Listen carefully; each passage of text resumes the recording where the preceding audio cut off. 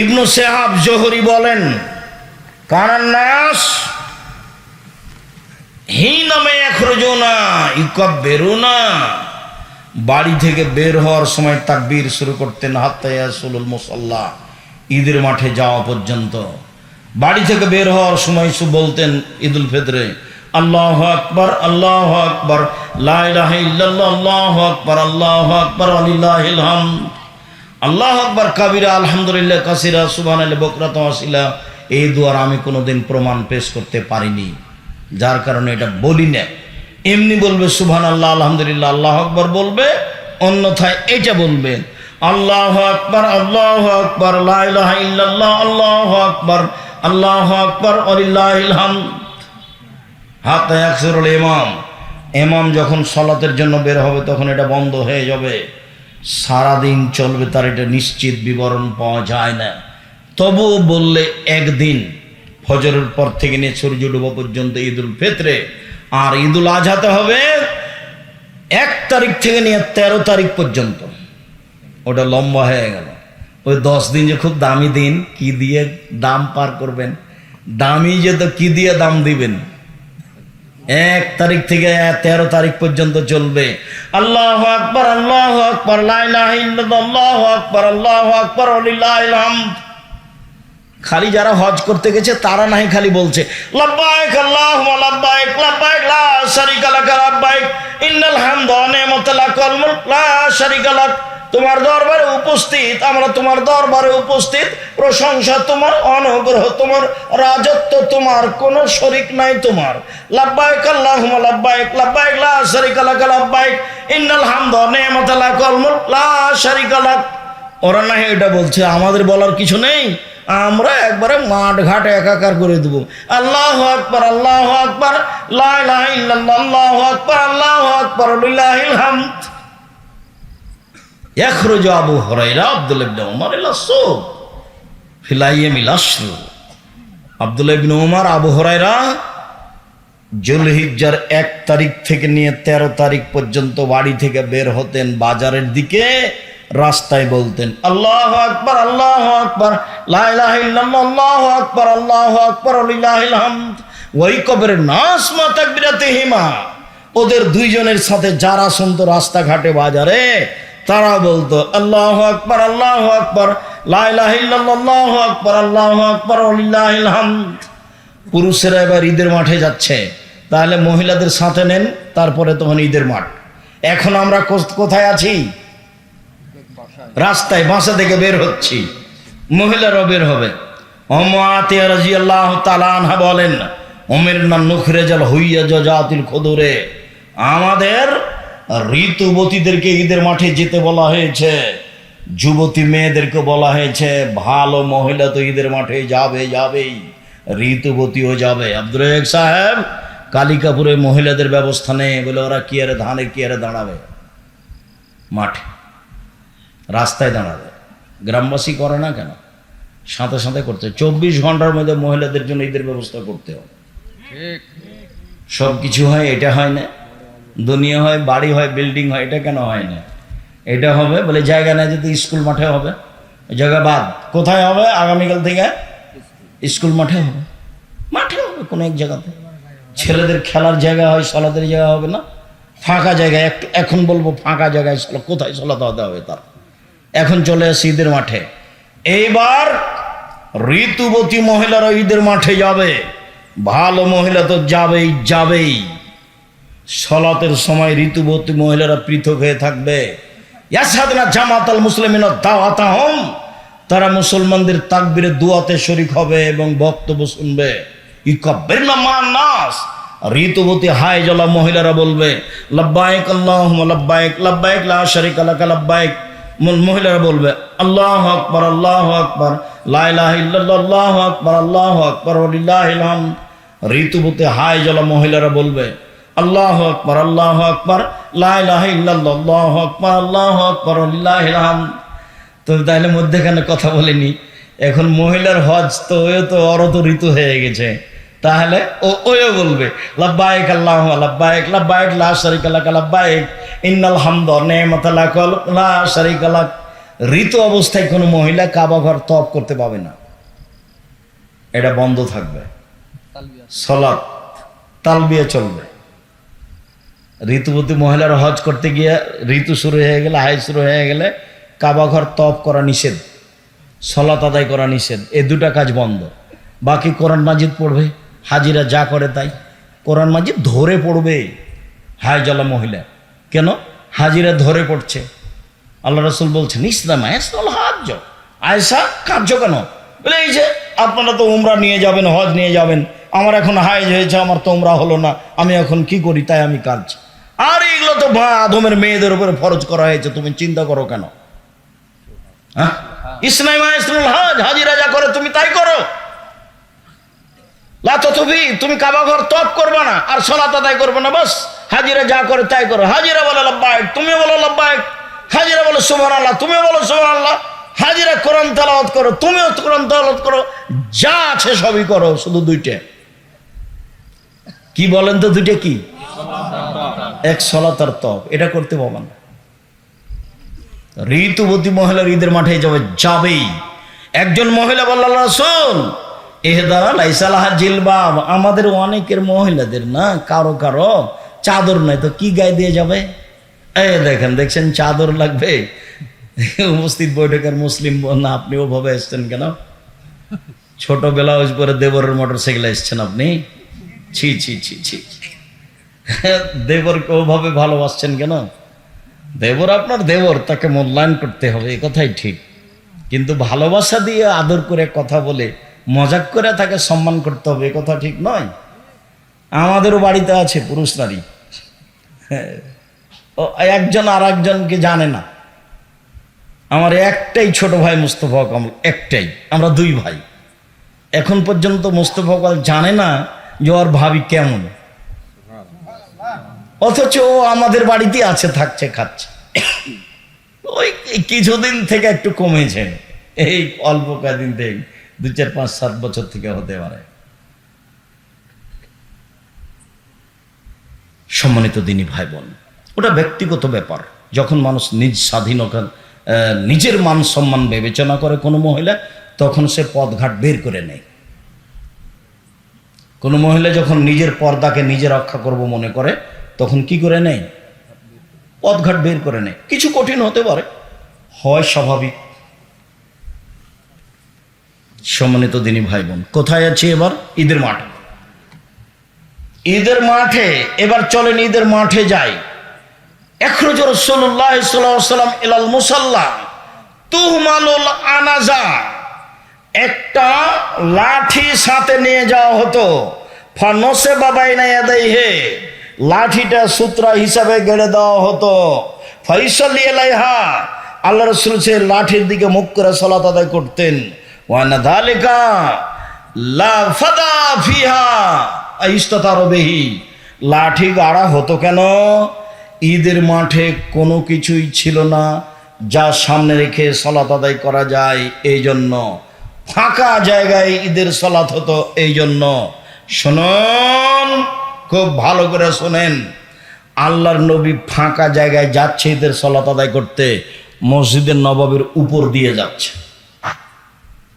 মসজিদে নববীর এক সাইডে বসবাস করেন। মসজিদে নববী এমন মসজিদ যেখানে 2 রাকাত সালাত আদায় করলে অন্য মসজিদের চেয়ে 1000 গুণ বেশি নেকি হবে। এই মসজিদে পাড়া দিয়ে, পা দিয়ে, ওর উপর দিয়ে হেঁটে 500 গজ দূরে গিয়ে ফাঁকা জায়গায় সালাত আদায় করছেন, সেখানে কোনো কিছুই নেই। অতএব ঈদের মাঠকে বাসর ঘর করে সাজানো হারাম। ঈদের মাঠ মেহরাব তৈরি করা হারাম। ঈদের মাঠে মিম্বার তৈরি করা হারাম, বিদাত। ঈদের মাঠে বাঁশ দিয়ে সাজানো বাসর ঘর করা, 3-4 বার সালাতের জন্য ঢাকার সেই জাতীয় ঈদগাহের মতো, এগুলো সব কাবিরা গুনাহ, হারাম। আব্দুর রাজ্জাক সাহেব দুনিয়াবাসী করছে, যে শুধু দুনিয়াবাসী না, সারা পৃথিবী করবে। শিরক আর বেদাত মানুষের কাছে প্রিয় হয়ে যাবে। শিরক আর বেদাত মানুষের কাছে কি হয়ে যাবে? প্রিয় হয়ে যাবে। ও তো কোনো সময় বলবে না যে এভাবে কিয়াম করে, এভাবে মিলাদ করা বিদাত। ও তো ইবাদত মনে করে করছে। আপনি আহলে হাদিস মানুষ, আপনি কি কম করেন? আপনি তার চেয়ে বেশি করেন বিদা। ওর 10টা চলে তো আপনার যদি একটা চলে তো তার 10টা চলবে। আপনি তো বেদাত করতে খুব মজবুত, আপনি ইফতার দেরি করে করেন। আমি বলছি যে হাদিসে যা বলছে তাতে সরকারিভাবে সূর্য ওঠার যে সময় দেওয়া আছে তার 30 মিনিট আগে হতে হবে, তাহলে হাদিসের উপর আমল হবে। তা আপনিও বলছেন যে একটু দেরি করি 3 মিনিট, তো কি হলো এটা? আপনি রমজান মাসে একবারে ডাকছেন, আপনারা একবারে আস্ত আহলে হাদিসের মসজিদে বলছে আপনারা উঠেন, সাহারি খান, আর 20 মিনিট আছে, 5 মিনিট আছে। এত মাতাব্বরি পেলেন কোথায়? কে বললো আপনাকে এইগুলো? হ্যাঁ, কেউ আপনাকে কিছু বলে না? আপনার হুঁশ হয় না? ওই সময় আপনি চিল্লান তো কেউ তো তারাবি পড়ে। আমি তো জামাতে তারাবি পড়ি না, আমি তো ওই রাত্রি 10টায় বা 11টায় বা 12টায় বা 1টায় উঠে সালাত শুরু করেছি। আমি তো আজান, ফজর আজান পর্যন্ত সালাত আদায় করবো। তা আপনি যে চিল্লাচ্ছেন যে এখন 3টা বাজে আপনারা উঠেন, তারপর মাঝে মধ্যে কোরআন মাজিদ পড়ছেন, গাজাল পড়ছেন, তা আপনার গাজালের কারণে তো আমি ইবাদত করতে পারছি না। আপনি একটা আস্ত বেদাতি বদ মানুষ। আপনি বলছেন যে আমি ভালো দেখাচ্ছি, ওই ভালো রসুল দেখাননি, সাহাবীদের ওনার প্রয়োজন নাই, দিলে আজান দিতে হবে, নাহলে কিছু না। আগেকার আমার মা চাচিরা কি দেখে ভাত রান্না করতো? 3 তারা, 7 তারা, 3 তারা, এই যে সেটা করব। আপনার চিৎকার শুনতে রাজি নই, শায়রিন বাজানো শুনতে রাজি নই, আপনারা উঠেন শুনতে রাজি নই, 5 মিনিট আছে শুনতে রাজি নই। সব হারাম, সব বেদাত। ঈদের মাঠে সব কিছুই হারাম। ঈদের মাঠ নিতান্তই যদি মনে করে যে আমরা যদি না প্রাচীর দিই তাহলে দখল করে নিবে অন্যরা, তাহলে ঘেরাও প্রাচীর দিতে পারে, তাছাড়া কোনো কিছু চলবে না। কথা বোঝা যায়নি? ফগল সৈনিয়াব্দবহি সলাৎ, ঈদের মাঠে প্রথম হবে সলাৎ, তারপরে হবে বক্তব্য। আগে বক্তব্য হবে না, আগে বক্তব্য হবে না, আগে কেউ কিছু বলতে করতে পাবে না। প্রথম কাজ কি হবে? সলাৎ। সালাম ফেরার পরে ইমাম মুক্তাদিদের দিকে মুখামুখি হয়ে বক্তব্য দিবেন। বক্তব্যের এক পর্যায়ে দান করতে বলবেন। আল্লাহর নবী বললেন মহিলাদেরকে, ইয়া মাশার নিসায়ে তাসাদ্দাকনা ফানুরিতুকুনা আকসারান নারে, মহিলারা শোনো, তোমরা দান করো, আমি তোমাদের অধিকাংশ জাহান্নামে দেখছি। জাহান্নাম থেকে বাঁচার সবচেয়ে বড় পয়েন্ট হলো দান। আল্লাহ রাসূল বললেন, পৃথিবীর মানুষ খেজুরের মূল অংশ আর খেজুরের বীজ, আঁটি, এই দুইটার মধ্যে একেবারে হালকা তরল একটা সাদা পদার্থ আছে। দেখেছেন কোনোদিন? আল্লাহ নবী বলছেন যে এইটার সমান দান করে তুমি জাহান্নাম থেকে বাঁচো। 2 টাকা হলো দান, 50 পয়সা হলো দান করে তুমি বাঁচো জাহান্নাম থেকে। মানে জাহান দানই মানুষকে জাহান্নাম থেকে বাঁচাতে পারে। হাদিস তো সব বোখারী মুসলিম। এবার শেষে চলে আসলাম, আজকের মতো আজলা শেষ করতে চাইছি। দোয়া হবে না কিন্তু সালাত শেষে 2 রাকাত সালাত আদায় করে বক্তব্য দিয়ে সুবহানাকাল্লাহুম্মা ওয়া বিহামদিকা আশহাদু আল্লা ইলাহা ইল্লা আনতা আস্তাগফিরুকা ওয়া আতুবু ইলাইক চলে যাবে। মাঠ ছেড়ে দিবে। হাত তুলে দোয়া হবে না, হাত তুলে দোয়া করা সবাই মিলে বিদাত। সারা দুনিয়ার মানুষ করলেও বিদাত, একাই করলেও বিদাত। হাত তুলে দোয়া করা ব্যক্তিগত ব্যাপার। যেটা বললাম সালাতের ব্যাপারে সেটাই করতে হবে, এটাই নিয়ম। জোর করে আর একটা কিছু করলে করাই হবে। হুজুরের দাপটে হবে। হুজুর তো বলেছে, কে বলছে 7 ভাগে কুরবানি চলবে না, তা আপনিও করলেন, হলো। তো হুজুর বলেছে, কে বলেছে হাত তুলে দোয়া চলবে না, কে বলেছে আগে বক্তব্য দেওয়া যাবে না, তা আগে বক্তব্য দিল, ঠাসানে চেয়ারম্যান দিল, মেম্বার দিল, তারপর হুজুরও দিল। আমি যদি কোনোদিন কোনো মাঠে উপস্থিত হই, চেয়ারম্যান তো বহুদূরের কথা, উপর থেকে উপরে যারা আছে এমন কোনো মানুষ থাকবে না মাঠে যে সাহস করতে পারে আমার সামনে বক্তব্য দিতে পারে। ওই হিসাবে আমি রাখি না, ওকে আমি উঠাই আর বসাই, উঠাই বসাই। আল্লাহ কোনো দিন পিছিয়ে নিয়ে জেনে আল্লাহ ওইভাবেই রেখেছি। আলহামদুলিল্লাহ, আলহামদুলিল্লাহ, আলহামদুলিল্লাহ, আলহামদুলিল্লাহ। কোনো দিন আল্লাহ কোনো মানুষের অধীনে রাখেনি, একবারে ফ্রি রেখেছেন। যার কারণে কোরআন হাদিস খুব স্বাধীনভাবে বলতে পারি আলহামদুলিল্লাহ। কোন সময় কোনো বাধার মুখোমুখি হয় না। কেউ যদি পথ খরচ না দেয় তাতে আসে যায় না, ওকেই পাল্টা পথ খরচ দেবো ইনশাআল্লাহ। যার জন্য আল্লাহর শুকরিয়া আদায় করি, মাঝে মধ্যে সিজদা করে শুকরিয়া আদায় করি। আলহামদুলিল্লাহ, তোমার শুকরিয়া আদায় করি। ভুল ত্রুটি যদি হয় তুমি মাফ করো, আমার ভুল দিয়ে তুমি জামিয়া সালাফের ক্ষতি করো না। আমি মানুষ হিসাবে ভুল করে জামিয়া সালাফের ক্ষতি করতে চাই না। তুমি সর্বশক্তিমান, তুমি জামিয়া সালাফে কবুল করো। সম্মানিত দিনী ভাই বোন, আব্দুল্লাহর মিন্নাতুল বারী দ্বিতীয় খণ্ড বের হয়েছে। ব্যতিক্রম বই বুখারীর ব্যাখ্যা দ্বিতীয় খণ্ড। অনেক বড় সাধনার কাজ, অনেক বড় কাজ, অনেক বড় সাধনার কাজ। ওটা আপনাদেরই ছেলে, আপনাদেরই ভাই, দোয়া করবেন তার জন্য। তার কয়েকটা বই আছে, আর আমিও খাকসার আমারও কিছু যেগুলো বই আছে, সবাই নিয়ে যাবেন আলিতে সম্পত্রিকা, কেউ ছেড়ে যাবেন না।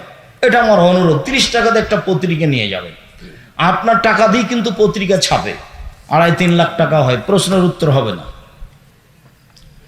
তো আমার দিনী ভাই বোন সবাইকে বলছি, ওই আর আব্দুল্লাহ না, প্রশ্নের উত্তর হবে না, ওই প্রশ্নের উত্তর পত্রিকায় আসবে। আছে আব্দুল্লাহর সিলেবাস আছে, মক্তব পরিচালনার সিলেবাস। আমি আপনাদেরকে যে আলোচনাটা করলাম সে আলোচনা মেনে যাওয়ার অনুরোধ জানাচ্ছি। এবং সবাকেই দুয়ার বই আছে, নামাজের উপরে আমার লেখা বই আছে না, এসব বইগুলো সবাকে নিয়ে যেতে বলছি। টাকা না থাকলে একটা পত্রিকা হাতে করে যাবেন, আব্দুল্লাহর সিলেবাস নিয়ে যাবেন, আল ইতিসাম পত্রিকা নিয়ে যাবেন 30 টাকা দিয়ে। আমার দিনী ভাই বোন যারা আমার দিনী বোন আছেন তারা দেখেন, বেগম রোকেয়া বই লিখেছিল অবরোধবাসিনী। বেগম রোকেয়ার বিপরীত বই লেখা হয়েছে কেন হবো অবরোধবাসিনী। তো আব্দুল্লাহর মিন্নাতুল বারী সবাই নিয়ে যাবেন, বই পুস্তকগুলো স্টেশন নিয়ে যান। আমার দিনী ভাই বোনকে বইগুলো সংগ্রহ করার অনুরোধ জানিয়ে আপাতত আজকের মতো কথা এখানে শেষ করলাম। একটা বই হোক, এখন পত্রিকা হোক, হাতে করে নিয়ে যাবেন। সুবহানাকাল্লাহু ওয়া বিহামদিহি, আস্তাগফিরুল্লাহ। আসসালামু আলাইকুম। আচ্ছা, জাযাকুমুল্লাহ শুকরিয়া। সুবহানাকাল্লাহু ওয়া বিহামদিহি, আশহাদু আল্লা ইলাহা ইল্লা আনতা, আস্তাগফিরুকা ওয়া আতুবু ইলাইক। আমার হাতের বামে আছে বই পুস্তক, সবাই নিয়ে যাবেন। টাকা না থাকলে একটা পত্রিকা হাতে করে যাবেন, ওটা একটা দানের স্থানে কাজ করবে। আসসালাম।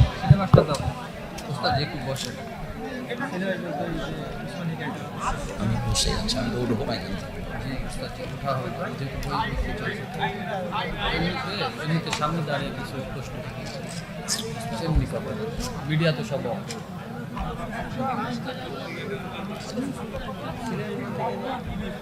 ভালো আছেন। আনাস রাদিয়াল্লাহু তাআলা আনহু বলেন, ইয়াকুল রাসূলুল্লাহ সাল্লাল্লাহু আলাইহি সাল্লাম ক্বাবলা ইয়াযহাবিল মুসাল্লা তামারাতিন। ঈদের মাঠে যাওয়ার পূর্বে আল্লাহ রাসূল কয়েকটা খেজুর খেয়ে নিতেন। ইয়াকুল বিতরান, বিজোড় খেজুর খেতেন, বিজোড় খেজুর খেতেন। বুরায়দা রাদিয়াল্লাহু তাআলা আনহু বলেন, ইয়াতামু রাসূলুল্লাহ সাল্লাল্লাহু আলাইহি সাল্লাম ক্বাবলা ইসাল্লিয়াল ফিতর। ঈদুল ফিতর পড়ার আগেই আল্লাহ রাসূল খেতেন।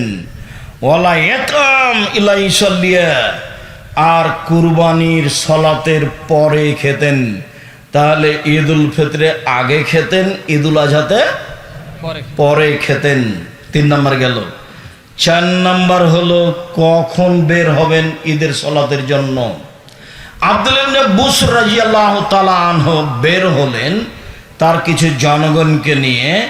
ঈদের মাঠে পৌঁছালে তিনি ফাআনকারা ইবতাল ইমামে, ইমাম দেরি করে সালাত আদায় করেছেন, এটাকে তিনি নাকচ করে দিলেন। এত দেরি করে সালাত আদায় করলেন কেন? হিনা তাসবিহ, সেটা হলো চাস্তের সময়, 7টা 7:30টায় সালাত আদায় করেছে। তখন আব্দুল্লাহ ইবনে বুসর বলছেন, আপনার এটা ঠিক হয়নি। কাদ ফারাগানা হাজি সা, এই সময় আমরা রাসূলের যুগে সালাত শেষ করে দিয়েছি, এখন আপনি সালাত শুরু করবেন মানে? তার মানে ঈদের সালাত শুরু হবে সূর্য ওঠার পরে। বাংলাদেশে কালিকাপুরে, রাজশাহীতে ঈদের সালাত শুরু হচ্ছে 7:30টা, 8টা, 9টায়। ঢাকার ঈদগাহে মাঠে একটা হলো 8টায়, একটা হলো 9টায়, একটা হলো 10টা। ধর্ম পৈতৃক সম্পত্তি, যার যা মনে লাগে সে তা করবে। ঈদের সালাত হবে সূর্য ওঠার পরপরই, 6টায়, 6:30টায়, ঠেকে না হয় 7টা। এর পরে যেতে পারে না। প্রয়োজনে মাঠ বড় হবে, তবুও হচ্ছে না। প্রয়োজনে মাঠ ভাগ হবে, এক ঈদের মাঠে একাধিকবার সালাত হবে না।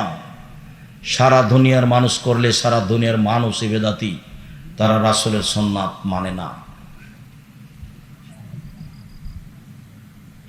কথা আরো আছে, খুব খেয়াল করে থাকতে হয়। এই ছেলে, সম্মানিত দিনী ভাই বোন, কখন বের হবেন, কিভাবে বের হবেন? পায়ে হেঁটে। এখনো রাসূল মাসিয়ান এর জো মাসিয়ান, আল্লাহ নবী পায়ে হেঁটে ঈদের মাঠে যেতেন, পায়ে হেঁটে ঈদের মাঠ থেকে আসতেন। পরে ভুলে যেতে পারে, আর একটা কথা রেখে রেখে 6 আনাস বলছেন, এজা কানা ইয়ামুল ঈদ খালাফাত তারিকা, যেদিন ঈদের দিন হতো আল্লাহ রাসূল রাস্তা পরিবর্তন করতেন, একটা দিয়ে যেতেন আর একটা দিয়ে আসতেন। অল্প হলেও পরিবর্তন করার চেষ্টা করবেন। এইবার তাকবীর, এখনো ঈদের মাঠ থেকে বাড়ি থেকে বের হয়নি, এখনো কোথায় আছি? বাড়িতেই আছি। এখন বের হব, তার প্রস্তুতি।